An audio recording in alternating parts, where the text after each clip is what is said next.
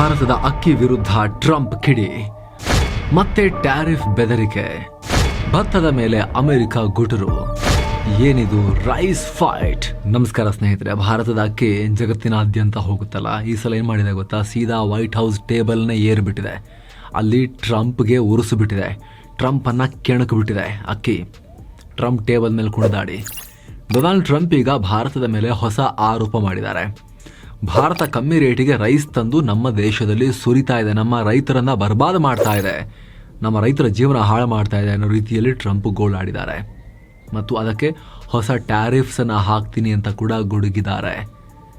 ಮತ್ತೆ ಭಾರತವನ್ನು ಟಾರ್ಗೆಟ್ ಲಿಸ್ಟ್ಗೆ ಎಳ್ಕೊಂಬಂದಿದ್ದಾರೆ. ಅವ್ರದ್ದೇ ಸಿಬ್ಬಂದಿ, ಸರ್ ಭಾರತದೊಟ್ಟಿಗೆ ಟ್ರೇಡ್ ಡೀಲ್ ಮಾತುಕತೆ ಆಗ್ತಾ ಇದೆ ಅಂತ ಹೇಳಿ ಅವರ ಸ್ಕಾಟ್ ಬೆಸೆಂಟ್ ಟ್ರೇಡ್ ಸೆಕ್ರೆಟರಿನೇ ಹೇಳ್ತಾ ಇದ್ರು ಕೂಡ, ಕಾಮರ್ಸ್ ಸೆಕ್ರೆಟರಿನೇ ಹೇಳ್ತಾ ಇದ್ರು ಕೂಡ, ಲಿಸ್ಟ್ ಮಾಡಿ ಯಾವೆಲ್ಲ ರಾಷ್ಟ್ರಗಳಿಂದ ಆಗ್ತಿದೆ ಪ್ರಾಬ್ಲಮ್, ಲಿಸ್ಟ್ ಮಾಡಿ ನಮ್ಮ ಅಕ್ಕಿ ರೈತರಿಗೆ ಲಿಸ್ಟ್ ಮಾಡಿ ಅಂತ ಹೇಳಿ ಭಾರತದ ಹೆಸರನ್ನು ಫಸ್ಟಿಗೆ ಹಾಕ್ಸಿದ್ದಾರೆ ಟ್ರಂಪ್. ಹಾಗಾದರೆ ಏನು ನಡೀತಾ ಇದೆ? ಯಾಕೆ ಟ್ರಂಪ್ ಕಣ್ಣೀಗ ಮತ್ತೆ ಭಾರತದ ಅಕ್ಕಿ ಮೇಲೆ ಬಿದ್ದಿದೆ ಎಲ್ಲ ಆದಮೇಲೆ? ಅಷ್ಟಕ್ಕೂ ಭಾರತ ಅಕ್ಕಿಯನ್ನು ಅಮೆರಿಕ ತಗೊಂಡೋಗಿ ಸುರಿತಿರೋದು ನಿಜಾನ? ಈಗ ಮತ್ತೆ ಟ್ಯಾರಿಫ್ ಹಾಕಿದ್ರೆ ಭಾರತದ ಮೇಲೆ ಏನು ಪರಿಣಾಮ? ಎಲ್ಲವನ್ನ ಈ ವಿಡಿಯೋದಲ್ಲಿ ಸರಳವಾಗಿ ಸ್ಪಷ್ಟವಾಗಿ ನಿಮಗೆ ಎಕ್ಸ್ಪ್ಲೇನ್ ಮಾಡ್ತೀವಿ ಸ್ನೇಹಿತರೆ. ಕಡೆ ತನಕ ಮಿಸ್ ಮಾಡಿದೆ ನೋಡಿ. ಹಾಗೆ ಎಲ್ಲ ಮೆಂಬರ್ ಓನ್ಲಿ ವಿಡಿಯೋಸನ್ನು ನೀವು ಕೂಡ ನೋಡೋಕೆ ವಿಡಿಯೋ ಕೆಳಗಿರೋ ಜಾಯಿನ್ ಬಟನ್ ಮೂಲಕ ಮಸ್ತ್ ಮಗ ಪ್ರೀಮಿಯಂ ಮೆಂಬರ್ಶಿಪ್ಗೆ ಸೇರಬಹುದು ಸ್ನೇಹಿತರೆ. ಟ್ರಂಪ್ ಹೇಳಿದ್ದೇನು ನೋಡಿ. ಈಗ ಭಾರತ ಮತ್ತು ಅಮೆರಿಕದ ನಡುವೆ ಟ್ಯಾರಿಫ್ ಮಾತುಕತೆ ನಡೀತಾ ಇದೆ. ಅಮೆರಿಕದ ವ್ಯಾಪಾರ ನಿಯೋಗ ಭಾರತಕ್ಕೆ ಬಂದಿದೆ. ಎರಡೂ ರಾಷ್ಟ್ರ ಮತ್ತೆ ಟ್ರ್ಯಾಕ್ಗೆ ಬರ್ತಿವೆ ಅನ್ನೋ ಹೊತ್ತಲ್ಲಿ ಟ್ರಂಪ್ ಸಡನ್ ಆಗಿ ಮತ್ತೆ ಕುಟುಕಿದ್ದಾರೆ ಭಾರತಕ್ಕೆ. ಅಮೆರಿಕಾಗೆ ಭಾರತ ರಫ್ತು ಮಾಡ್ತಿರೋ ರೈಸ್ ಮೇಲೆ ಹೊಸದಾಗಿ ಟ್ಯಾರಿಫ್ ಹಾಕ್ತೀನಿ ಅಂತ ಘೋಷಿಸಿದ್ದಾರೆ. ವೈಟ್ ಹೌಸಲ್ಲಿ ಕೃಷಿ ಸಂಬಂಧಪಟ್ಟಂತೆ ಒಂದು ರೌಂಡ್ ಟೇಬಲ್ ಮಾತುಕತೆ ನಡೀತಾ ಇತ್ತು. ಟ್ರಂಪ್ ಅಲ್ಲಿ ತಮ್ಮ ರಾಷ್ಟ್ರದ ರೈತರೊಂದಿಗೆ, ರೈತರ ಪ್ರತಿನಿಧಿಗಳೊಂದಿಗೆ, ಮಿಲ್ನವರೊಂದಿಗೆ, ಅಕ್ಕಿ ಮಿಲ್ನವರೊಂದಿಗೆಲ್ಲ ಮಾತನಾಡ್ತಾ ಇದ್ರು. ಆ ಟೈಮ್ನಲ್ಲಿ ಅಮೆರಿಕನ್ ರೈತ ಪ್ರತಿನಿಧಿಗಳು ಬೆಲೆ ಕುಸಿದಿರೋ ಬಗ್ಗೆ ಮತ್ತು ಮಾರ್ಕೆಟ್ ಶೇರ್ ಕಮ್ಮಿ ಆಗಿರೋದ್ರ ಬಗ್ಗೆ ಟ್ರಂಪ್ ಹತ್ರ ಕಂಪ್ಲೇಂಟ್ ಮಾಡಿದ್ರು. ಆಗ ಸಡನ್ ಆಗಿ ಅಲ್ಲಿ ಭಾರತದ ಉಲ್ಲೇಖ ಆಗಿದೆ. ಲೂಸಿಯಾನಾ ರಾಜ್ಯದ ರೈತ ಪ್ರತಿನಿಧಿಯೊಬ್ಬರು, ನಮ್ಮ ರೈಸ್ಗೆ ಬೇಡಿಕೆನೇ ಇಲ್ಲ, ಭಾರತ ಮತ್ತು ಥಾಯ್ಲೆಂಡ್ ತಂದು ಅಮೆರಿಕದಲ್ಲಿ ಅಕ್ಕಿ ಸುರಿತಾ ಇದ್ದಾರೆ ಕಮ್ಮಿ ರೇಟ್ಗೆ, ನಮ್ದು ಅಷ್ಟು ಕಮ್ಮಿ ಕೊಡೋಕ್ಕಾಗಲ್ಲ, ಹಾಗಾಗಿ ನಮ್ದಕ್ಕೆ ಡಿಮಾಂಡೇ ಇಲ್ಲ, ಓವರ್ ಆಲ್ ರೇಟ್ ಡೌನ್ ಆಗಿದೆ, ಅವ್ರು ಕಮ್ಮಿಗೆ ತಂದು ಮಾರ್ತಿರೋದ್ರಿಂದ ನಮ್ಮ ರೈತರಿಗೆ, ಅಮೆರಿಕನ್ ರೈತರಿಗೆ ಲಾಸ್ ಆಗ್ತಾ ಇದೆ ಅಂತ ಗೋಳಾಡಿದ್ದಾರೆ. ಇದನ್ನ ಕೇಳಿದ ಟ್ರಂಪ್, ಯಾವ ರಾಷ್ಟ್ರದವ್ರು ತಂದು ಜಾಸ್ತಿ ಹಾಕ್ತಿರೋದು ಅಂತ ಕೇಳಿದ್ದಾರೆ. ಅವರ ಮಹಿಳೆ ಇಂಡಿಯಾ, ಥಾಯ್ಲ್ಯಾಂಡ್ ಅಂತ ಹೇಳೋಕೆ ಶುರು ಮಾಡಿದಾಗ, ಓ ಇಂಡಿಯಾನಾ ಅಂತ ಹೇಳಿ ತಕ್ಷಣ ಬೆಸೆಂಟ್ ಕಡೆಗೆ ತಿರುಗಿ, ಸ್ಕಾಟ್ ಬೆಸೆಂಟ್ ಕಡೆಗೆ, ಅದು ಹೇಗೆ ಭಾರತಕ್ಕೆ ಅವಕಾಶ ಮಾಡಿಕೊಟ್ರಿ, ಅವರಿಗೆ ರೈಸ್ ಮೇಲೆ ಯಾವ ರಿಯಾಯಿತಿ ಇದೆ ಅನ್ನೋ ಪ್ರಶ್ನೆ ಕೇಳಿದ್ದಾರೆ. ಅಷ್ಟೊತ್ತಿಗೆ ಟ್ರೇಡ್ ಸೆಕ್ರೆಟರಿ ಸ್ಕಾಟ್ ಬೆಸೆಂಟ್, ಅವರಿಗೆ ಗೊತ್ತಲ್ಲ ಎಷ್ಟು ಕಷ್ಟ ಟ್ರೇಡ್ ಡೀಲ್ ಎಲ್ಲ ಮಾತುಕತೆ ನಡೆಸೋದು ಎರಡು ರಾಷ್ಟ್ರಗಳ ನಡುವೆ ಅಂತೇಳಿ. ಅವರು, ಇಲ್ಲ ಸರ್, ನಾವು ಭಾರತದೊಂದಿಗೆ ಹೊಸ ಟ್ರೇಡ್ ಡೀಲ್ ಬಗ್ಗೆ ಮಾತುಕತೆ ನಡೆಸ್ತಾ ಇದೀವಲ್ಲ ಅಂತ ಹೇಳಿ ಸ್ವಲ್ಪ ಅಲ್ಲಿಗೆ ಅದನ್ನು ಸುಮ್ಮನಾಗ್ಸೋಣ ಅಂತ ಪ್ರಯತ್ನ ಪಟ್ಟಿದ್ದಾರೆ. ಅಷ್ಟೊತ್ತಿಗೆ ಅದನ್ನು ಕೇಳಿ ಮತ್ತೆ ಉರ್ಕೊಂಡ ಟ್ರಂಪ್, ಇಲ್ಲ ಭಾರತ ಅಕ್ಕಿ ತಂದು ಸುರಿಬಾರ್ದು, ಟ್ಯಾರಿಫ್ ಪೇ ಮಾಡಬೇಕು, ಅವ್ರಿಗೇನು ವಿಶೇಷ ಸವಲತ್ತು ಬೇಡ ಅನ್ನೋ ರೀತಿಯಲ್ಲಿ ಹೇಳಿಕೆಯನ್ನು ಕೊಟ್ಟಿದ್ದಾರೆ. ಅಂದರೆ ಕ್ಲಿಯರ್ ಆಗಿ ಮತ್ತೆ ಭಾರತವನ್ನು ಟಾರ್ಗೆಟ್ ಮಾಡಿದ್ದಾರೆ. ಅದ್ರ ಜೊತೆಗೆ ಅಕ್ಕಿ ಸೇರಿದ ಹಾಗೆ ಅಮೆರಿಕಾಗೆ ಆಮದಾಗೋ ಕೃಷಿ ವಸ್ತುಗಳ ಮೇಲೆ ಹೊಸ ಟ್ಯಾರಿಫ್ ಬರ್ತಾ ಇದೆ ಅನ್ನೋದ್ರ ಬಗ್ಗೆ ಸ್ಪಷ್ಟ ಸುಳಿವನ್ನ ಕೊಟ್ಟಿದ್ದಾರೆ. ಮತ್ತೆ ಅದಕ್ಕೆ ಟ್ರೈಲರ್ ಅನ್ನೋ ಹಾಗೆ ಅಮೆರಿಕನ್ ರೈತರಿಗೆ $12 ಬಿಲಿಯನ್ ಪ್ಯಾಕೇಜ್ ಅನ್ನು ಅನೌನ್ಸ್ ಮಾಡಿದ್ದಾರೆ. ಅಲ್ಲದೆ ಒಂದೇ ದಿನದಲ್ಲಿ ನಿಮಗೆ ಪರಿಹಾರ ಕೊಡ್ತೀನಿ ಅಂತ ಕೂಡ ಘೋಷಿಸಿದ್ದಾರೆ. ಈಗ ಯಾಕೆ ಅಮೆರಿಕಾಗೆ ಉರಿ? ಇದು ಅರ್ಥ ಆಗಬೇಕು ಅಂತ ಹೇಳಿದ್ರೆ ನೀವು ಅಮೆರಿಕದ ಕೃಷಿ ಪಾಲಿಟಿಕ್ಸ್ ಅನ್ನ, ಫಾರ್ಮ್ ಪಾಲಿಟಿಕ್ಸ್ ಅನ್ನ ಅರ್ಥ ಮಾಡ್ಕೋಬೇಕು. ಅಮೆರಿಕ ಮುಂದುವರೆದಿರೋ ರಾಷ್ಟ್ರ, ಟೆಕ್ನಾಲಜಿಲೇ ಜಾಸ್ತಿ ದುಡ್ಡು ಮಾಡ್ತಾರೆ ನಿಜ, ಆದ್ರೆ ಇಲ್ಲಿನ ರಾಜಕೀಯದಲ್ಲಿ ಕೃಷಿ ಪ್ರಭಾವ ಇನ್ನೂ ಜೋರೇ ಇದೆ. ಅಮೆರಿಕದಲ್ಲಿ ರೈತರ ಸಂಖ್ಯೆ ಬರೀ 1.5% ಮಾತ್ರ ಜನರು ಅದ್ರ ಮೇಲೆ ಡಿಪೆಂಡ್ ಆಗಿರೋ ವಿಚಾರಕ್ಕೆ ಬಂದಾಗ, ರೈತರು ಅಂತ ಬಂದಾಗ. ಆದರೆ ಇನ್ಫ್ಲೂಯೆನ್ಸ್ ಸಿಕ್ಕಾಪಟ್ಟೆ ಜೋರಿದೆ. ಅದರಲ್ಲೂ ಸದ್ಯ ಟ್ರಂಪ್ ಸಪೋರ್ಟ್ ಬೇಸ್ನಲ್ಲಿ ರೈತರು ಜಾಸ್ತಿ ಇದ್ದಾರೆ. ಕಳೆದ ಅಧ್ಯಕ್ಷ ಚುನಾವಣೆಯಲ್ಲಿ 77% ಜನ ರೈತರು ಟ್ರಂಪ್ಗೆ ವೋಟ್ ಹಾಕಿದ್ರು. ಇದರಲ್ಲಿ ಮೆಕ್ಕೆಜೋಳ ಬೆಳೆಗಾರರು ಡಾಮಿನೆಂಟ್ ನಿಜ, ಆದರೆ ಭತ್ತ ಬೆಳೆಯೋ ರೈತರು ಕೂಡ ಈಕ್ವಲಿ ಪವರ್ಫುಲ್.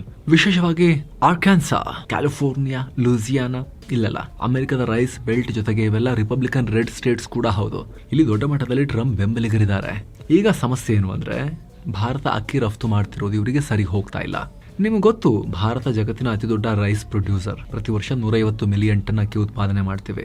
ಅಂದ್ರೆ ಗ್ಲೋಬಲ್ ಪ್ರೊಡಕ್ಷನ್ ಅಲ್ಲಿ ಭಾರತ ಒಂದೇ 28% ಪಾಲು ಹೊಂದಿದೆ. ಇಷ್ಟು ಪ್ರೊಡ್ಯೂಸ್ ಆಗುವಾಗ ಅಫ್ಕೋರ್ಸ್ ರಫ್ತಲ್ಲೂ ಕೂಡ ದೊಡ್ಡ ಪಾಲಿರುತ್ತೆ.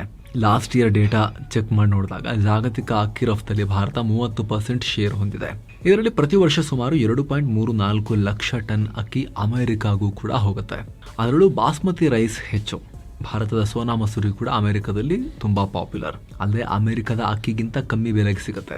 ಇದು ಅಲ್ಲಿನ ಅಕ್ಕಿ ಬೆಳೆಗಾರರು ಮತ್ತು ಮಿಲ್ ಓನರ್ಗಳಿಗೆ ರೊಚ್ಚಿಗೀಳಿಸಿದೆ ಈ ವಿಚಾರ. ಒಟ್ಟಾಗಿ ಟ್ರಂಪ್ ಮುಂದೆ ಒಂದು ಗೋಳಾಡಿದ್ದಾರೆ ಇವರು. ಇಡೀ ಮಾರ್ಕೆಟ್ನ ಭಾರತ ಕೊಳ್ಳೆ ಹೊಡೆದಿದೆ, ನಾವು ಬೆಳೆದ ಬೆಳೆಯನ್ನ ಮಾರ್ಕೆಟ್ನಲ್ಲಿ ಕೇಳೋರೇ ಇಲ್ಲ ಅಂತ ಟ್ರಂಪ್ ಮುಂದೆ ಹತ್ತಿದ್ದಾರೆ. ಹೀಗಾಗಿ ಟ್ರಂಪ್ ಕೂಡ ವೋಟ್ ಬೇಸ್ನ ಗಟ್ಟಿ ಮಾಡ್ಕೋಬೇಕಲ್ಲ, ಭಾರತದ ಮೇಲೆ ಗುಡುಗಿದ್ದಾರೆ. ಜೊತೆಗೆ ಟ್ರಂಪ್ಗೆ ಇಂತಹ ಮೂಮೆಂಟ್ಸ್ ತುಂಬಾ ಇಷ್ಟ, ಖುಷಿ ಪಡ್ತಾರ, ನಾನು ಸ್ವಲ್ಪ ಹೀರೋ ಆಗ್ಬೋದು ಅಂಥೇಳಿ, ಟಫ್ ಆಗಿ ಸ್ಟ್ರಾಂಗ್ ಲೀಡರ್ ಆಗಿ ಕ್ಯಾಮರಾ ಮುಂದೆ ಕಾಣಿಸ್ಕೊಂಡ್ಬಿಡ್ಬೋದು ಅಂಥೇಳಿ, ರೈತರ ಪರ ಇದ್ದೀನಿ ಅಂಥೇಳಿ. ಮತ್ತು ಲೋಕಲ್ ಎಲೆಕ್ಷನ್ ಸೀಸನ್ ಕೂಡ ದೂರದಲ್ಲಿಲ್ವಲ್ಲ, ವೋಟ್ಸ್ ಮುಖ್ಯ, ಫಾರ್ಮ್ ವೋಟ್ ಇನ್ನೂ ಮುಖ್ಯ. ಹೀಗಾಗಿ ಟ್ಯಾರಿಫ್ ಬೆದರಿಕೆ ಹೂಡಿದ್ದಾರೆ. ಟ್ರಂಪ್ ನೀತಿಗಳಿಂದ ಅಸ್ಥಿರತೆ. ಸ್ನೇಹಿತರೆ, ಟ್ರಂಪ್ ಅಮೆರಿಕದ ರೈತರನ್ನ ಇಷ್ಟು ಓಲೈಸ್ಕೊಳ್ಳೋಕೆ ಮತ್ತೊಂದು ಕಾರಣ ಏನ್ ಗೊತ್ತಾ? ತಮ್ಮದೇ ನೀತಿಗಳಿಂದಾಗಿ ಅವಾಂತರ ಆಗಿರೋದು. ಟ್ರೇಡ್ ವಾರ್ ಮತ್ತು ಟ್ಯಾರಿಫ್ ನಿಂದ ಅಮೆರಿಕದ ರೈತರಿಗೆ ಹೆವಿ ಹೊಡೆತ ಬಿದ್ದಿದೆ. ಕೃಷಿ ಉತ್ಪನ್ನಗಳ ಎಕ್ಸ್ಪೋರ್ಟ್ ಡೌನ್ ಆಗಿದೆ. ಉದಾಹರಣೆಗೆ ಟ್ರೇಡ್ ವಾರ್ ಟೈಮ್ ನಲ್ಲಿ ಚೀನಾ ಅಮೆರಿಕದಿಂದ ಸೋಯಾಬೀನ್ ಆಮದು ಮಾಡಿಕೊಳ್ಳೋದನ್ನೇ ನಿಲ್ಲಿಸಿತ್ತು. ನಂತರ ಡ್ರ್ಯಾಗನ್ ರಾಷ್ಟ್ರ ಬ್ರೆಜಿಲ್ ಮತ್ತು ಅರ್ಜೆಂಟೀನಾ ಕಡೆಗೆ ಮುಖ ಮಾಡಿತ್ತು. ಅದರ ಪರಿಣಾಮ ಅಮೆರಿಕನ್ ಸೋಯಾಬೀನ್ ಬೆಲೆ 40-50% ಬಿದ್ದಿತ್ತು. ಇದು ಅಲ್ಲಿನ ಸೋಯಾಬೀನ್ ಬೆಳೆಗಾರರಿಗೆ ಸಹಿಸಲಾಗದ ಕೊಡ್ಲಿ ಇಟ್ಟು. ಆದ್ರೀಗ ಅದೆಲ್ಲ ಸ್ವಲ್ಪ ತಣ್ಣಗಾಗಿ ಚೀನಾ ಮತ್ತೆ ಅವರಿಂದ ತಗೊಳ್ತಾ ಇದೆ. ಅದು ಒಂದು ವಿಚಾರ.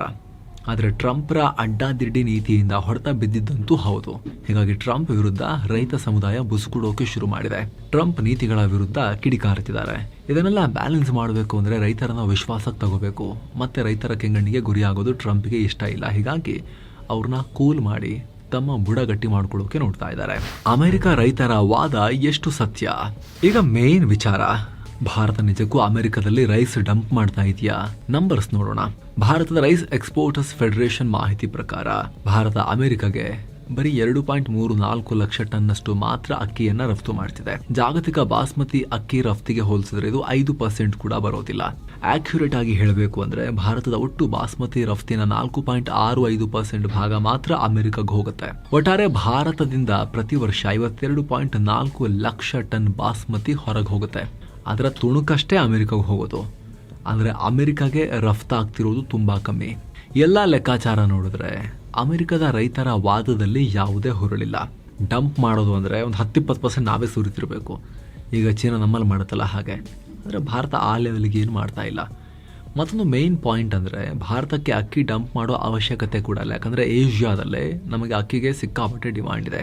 Saudi, Iraq, Iran, UAE, Yemen ಮರಳುಗಾಡು. ಆದರೆ ಅಕ್ಕಿ ತಿಂತಾರೆ, ಅನ್ನ ತಿಂತಾರೆ. ಕನ್ಸಿಸ್ಟೆಂಟ್ ಆಗಿ ಭಾರತದ ಅಕ್ಕಿಯನ್ನು ಖರೀದಿ ಮಾಡ್ತಾರೆ. ಬಿರಿಯಾನಿ ಎಲ್ಲ ಚೆನ್ನಾಗಿ ಮಾಡ್ಕೊತಾರಲ್ಲಿ.